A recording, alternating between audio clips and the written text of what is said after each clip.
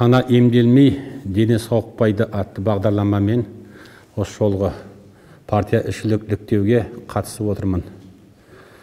Халықтың денсаулығын нығайту, әлеуметтік мәртебесін көтеру, ұлттық иммунитет пен рухымызды көтеру тұңғыш көшбасшымыздың, президентіміздің арнаулы бағдарламасында айтылғандай, медицинаның қазіргі деңгейі, қазіргі қиын жағдайда шұғыл түрде реформаны қажет ететіндігі даусыз.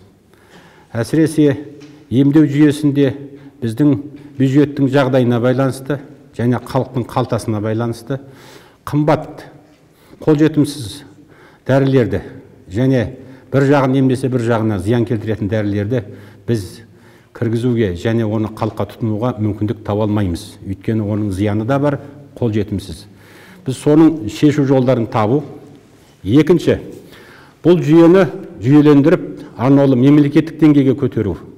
Яғни, табиғи өнімдерімізді шығаратын шағын бизнестік орталар, жаңағы заводтар ашып, табиғи шөптерден өнімдер жасап, халықараға және шетелге бренд қылып, экономикамызды көтеру. Үшінші, біздің ақ халатты абзал жандарымыздың халық ортасындағы бет-беделінің қандай дәрежеде өсу керек екендігін қазіргі пандемия көрсетіп отыр.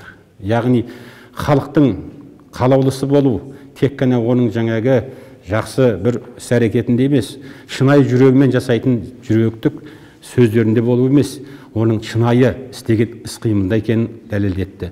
Ақ халатты абзал жандардың және көптеген әлеуметтік шаруадағы мұғалімдардың, ұстаздардың, мынау әсіресе журналистер де болды коронавирус кезінде. Сол жағдайдағы алдыңғы шепте жүрген барлық мамандарға әлеуметтік жағдайын көтеру.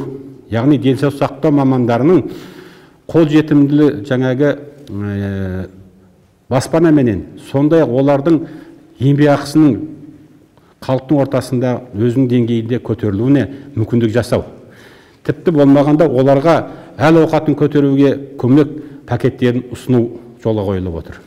Жастар тәрбиесін біз көңіл бөлуіміз керек. Жастар тәрбиесі біздің келешегіміз.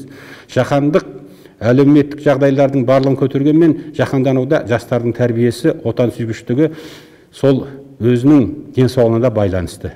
Яғни денсаулық көңіл күйге байланысты болғандықтан адам рухты болу үшін ол отансүйгіш болу керек. Отансүйгіш болу үшін оның денсаулығы сөзсіз халықаралық барлық таластық жарыстарда қалпына келетіндей, ғылымда да бәр жерде жетістік табу керек. Сол үшін біз жобамызды сіздерге ұсынып отырмыз. Бір секундпен аяқтайын. Барлықтарыңызға денсаулық тілеймін. Денсаулық мамандары ғана емес, бүкіл ел халықтың денсаулығын көтеруге атсалысайық. Рахмет сіздерге.